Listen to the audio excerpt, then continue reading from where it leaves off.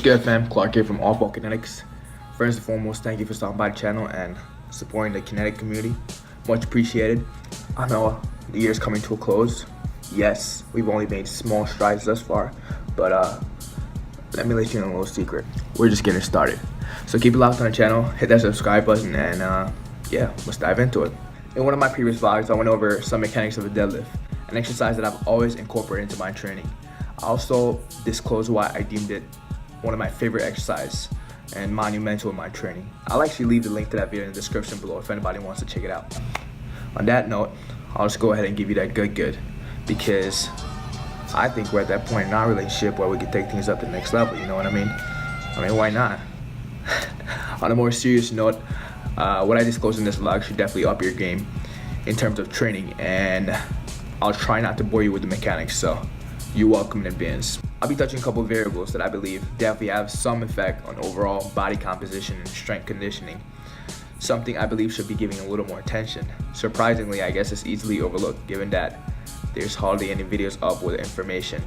And the few videos that are up are a little bland, hard to find, or even filtered through in terms of simplicity, you know? So I'll start off with the grip we use. That could be a limiting factor when training and maybe have some effect on asymmetry or muscle imbalance.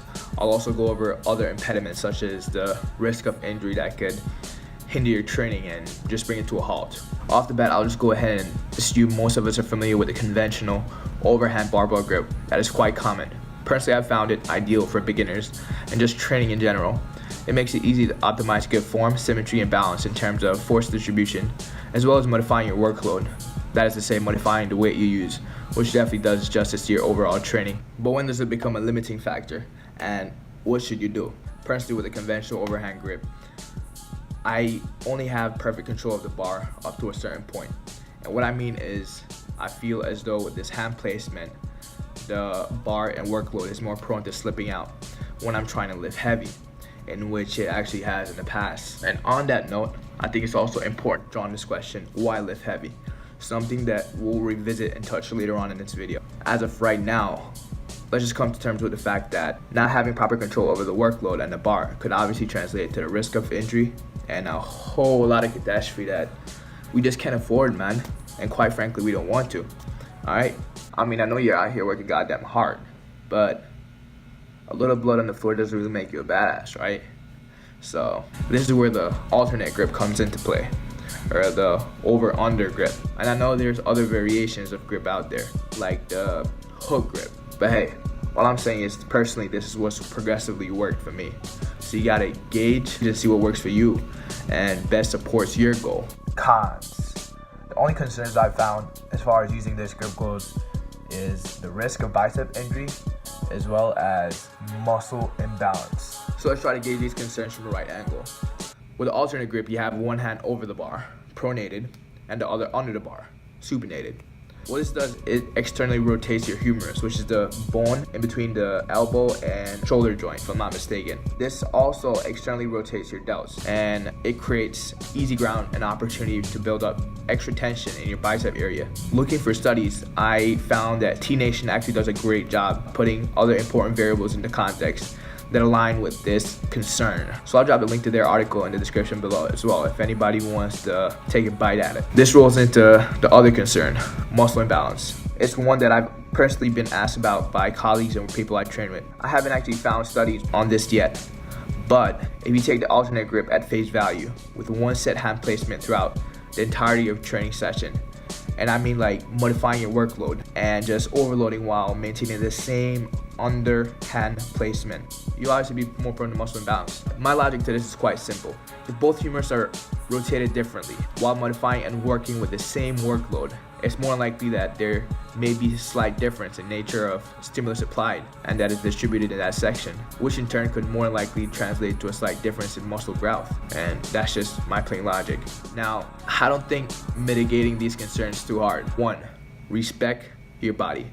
If you hear something break or tear, yo, you might have yourself a big problem, alright? So like any big problem in life, I'd acknowledge, evaluate, and adjust accordingly. But I think it's important to be clear on what your goal really is and set yourself up for success by starting small and working your way up. 2, Avoid the buildup of unnecessary tension by simply alternating your hand placement every subsequent set. Engage your exercise with controlled movements. To me, this creates more balance in terms of distributing applied stimulus driven by your workload, volume, and the nature of your overall training program. Now, going back to the previous question we touched earlier, do you even lift, bro? Just kidding, not that one. What I'm talking about is, why lift heavy? I mean, are you trying to feed the ego, keep up with the broskies, or do you believe that it directly translates to more muscle gains? Innately, you think that lifting heavier is the main drive behind aesthetics and overall muscle gains. But taking this study independently at face value by Brad J. Schoenfield and colleagues, you will see that results actually lean in a different direction. In a nutshell, 17 young men were divided into 2 groups respectively. Researchers studied their training over an 8-week time frame. One group used a bodybuilding training approach while the other used a powerlifting training approach. Surprisingly, it brought to light that hypertrophy adaptations or muscle gains were actually just about the same. However, strength gains was more evident in the group that used powerlifting training approach. So I think it's safe to draw the conclusion that while strength is a variable or drive behind hypertrophy, just lifting heavy doesn't necessarily translate to more muscle gains, you know? With that, I think it's definitely important to factor in your training approach and where you are in terms of training level, being a beginner, intermediate, or advanced. Are you enforcing a undulating periodization or a linear periodization? Which program best supports your main goal, which you should be clear about, by the way. So in short, better grip translates to better control, which optimizes your training in its entirety. And while there are studies out there, such as this one by Ogasawa and colleagues, where progressive increase in muscle thickness align with the increase in strength, more specifically bench press strength over a set period of time, I'd still emphasize and argue that just lifting heavier doesn't necessarily translate to more muscle gains. Please don't get me wrong.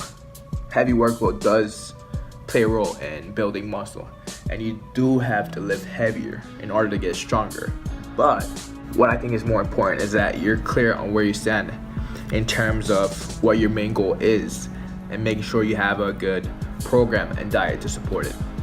That basically wraps up this vlog. I hope it found you well and makes it different in your training. As always, thank you for stopping by the channel with your continuous support. Much appreciated. And if you're still with me at this point, you're definitely a real one. And quite frankly, I 100% with you. So there's that.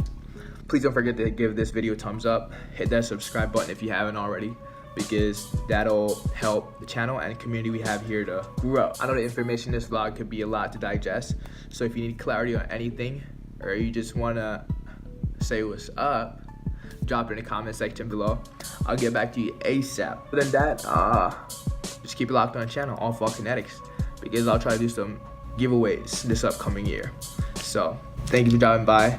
Until next time, peace.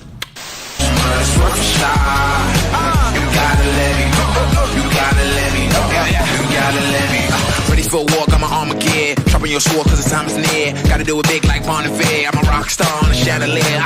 Off the walls, yeah, I'm about to go crazy. For the beast, anybody that can tame me. What a thrill always seems to amaze me. In the forest of youth and the raven. So now stop till the break of dawn. Shirts coming around, probably best to run. Fire in my eyes, can't catch me now.